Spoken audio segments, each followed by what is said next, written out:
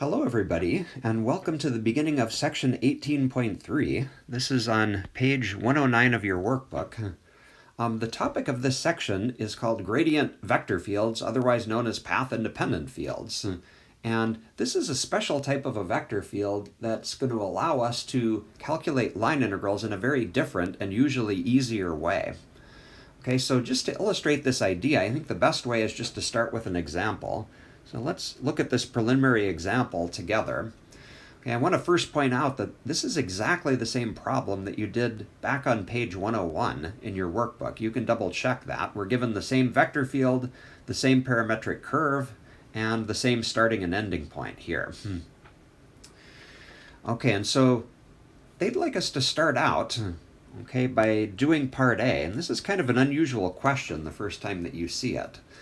They would like us to try to guess a scalar function, little f, so that the gradient of that scalar function is equal to our vector field. Okay, how do we do that? Well, let's start with the equation that we want, and that is that our vector field is equal to the gradient of f. And we'll try to work our way backwards here. Okay, we already know what our vector field looks like, so the left-hand side of our equation is just 2yi plus 2xj. That was given in the problem.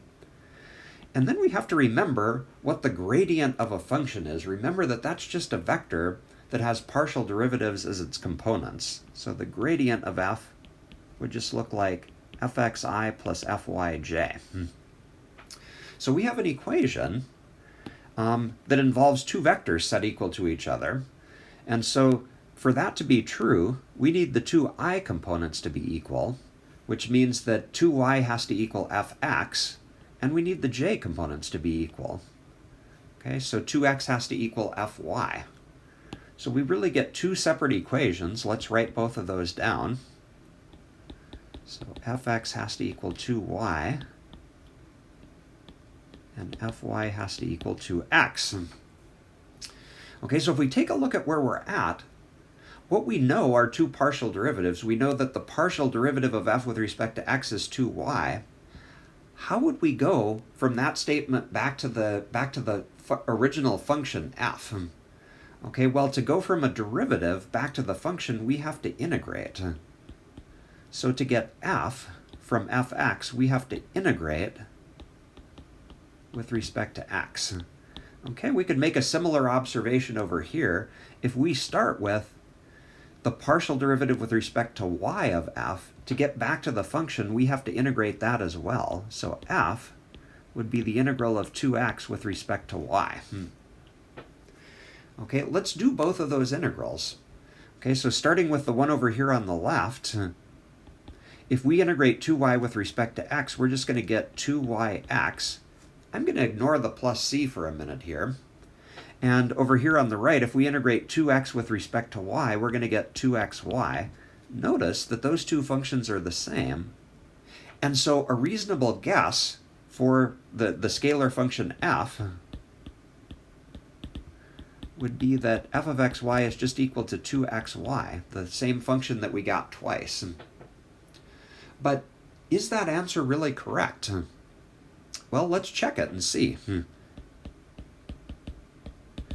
Okay, so the problem asked us to find a scalar function so that our vector field is equal to the gradient of f. Let's take the gradient and just confirm that that's equal to our vector field.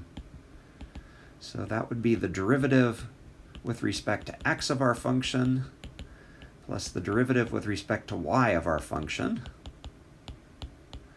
Okay, and if you take those two derivatives, notice that exactly what we want to happen happens.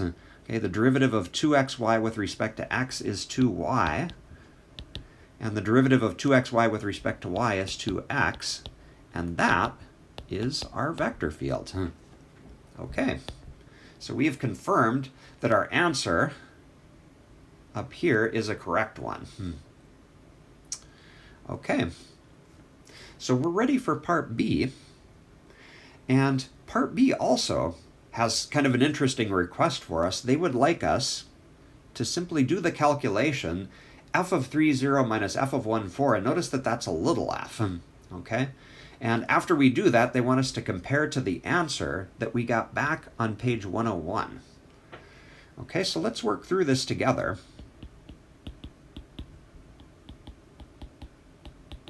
Okay, so f of 3, 0 minus f of 1, 4. To do that calculation, we just need to go back to the function that we calculated up here in part A and substitute numbers in. So starting with 3, 0, if we plug 3 in for x and 0 in for y, we're going to get 2 times 3 times 0. And then f of 1, 4, same deal. We're just going to plug in 1 and 4 for x and y. Okay, and if we do that calculation, 2 times 3 times 0 is 0, and then minus 8. And we get an answer of negative 8. Okay, now if you want, take a look back at example 2 on page 101. What answer did we get for our line integral? Negative 8. This is the same answer that we got there.